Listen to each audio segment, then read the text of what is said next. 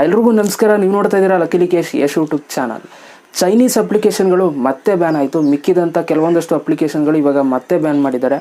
118 Chinese ಅಪ್ಲಿಕೇಶನ್ಗಳು. So ನೆನ್ನೆ ಒಂದು ವಿಡಿಯೋ ಮಾಡಿದ್ದೆ, ಪಬ್ಜಿ ಬ್ಯಾನ್ ಆಯಿತು ಅಂತ.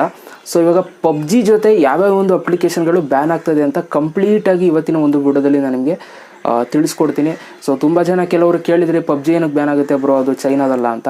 ಸೊ ಖಂಡಿತವಾಗ್ಲೂ ಅದು 100% ಚೈನಾದಲ್ಲ, ಆದರೆ 10% ಚೈನಾದೇನೆ. ಯಾಕೆ ಅಂತಂದರೆ ಟೆನ್ಸೆಂಟ್ ಗೇಮಿಂದ ಬಂದಿರುವಂಥದ್ದು. ಸೊ ಒಂದಷ್ಟು ಶೇರ್ ಅವ್ರಿಗೆ ಹೋಗುತ್ತೆ ಚೈನಾದವ್ರಿಗೆ. ಸೊ ಆದ್ದರಿಂದ ಪಬ್ಜಿನೂ ಕೂಡ ಚೈನಾ ಅಪ್ಲಿಕೇಶನ್ ಅಂತಲೇ ಐಡೆಂಟಿಫೈ ಮಾಡಿದ್ದಾರೆ. ಸೊ ಇದು ಪಬ್ಜಿನ ಚೈನಾ ಅಂತ ಐಡೆಂಟಿಫೈ ಮಾಡಿರುವಂಥ ಮಾಹಿತಿ.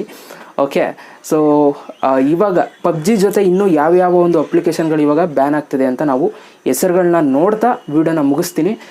ವೀಡಿಯೋ ಇಷ್ಟ ಆದರೆ ಇವಾಗಲೇ ಒಂದು ಲೈಕ್ ಮಾಡಿ. ಫಸ್ಟ್ ನಮ್ಮ ಯೂಟ್ಯೂಬ್ ಚಾನಲ್ ನೋಡ್ತಾರೆ ಸಬ್ಸ್ಕ್ರೈಬ್ ಮಾಡ್ಕೊಳ್ಳಿ. ಸೊ ಇವಾಗ ಯಾವ್ಯಾವ ಒಂದು ಅಪ್ಲಿಕೇಶನ್ಗಳು ಬ್ಯಾನ್ ಆಗ್ತಿದೆ ಅಂತ ಹೆಸರುಗಳನ್ನ ತೋರಿಸ್ತೀನಿ. ನೋಡಾದ್ಮೇಲೆ ವೀಡಿಯೋನ ಮುಗಿಸ್ತೀನಿ. Thank you so much video ನೋಡೋದಕ್ಕೆ.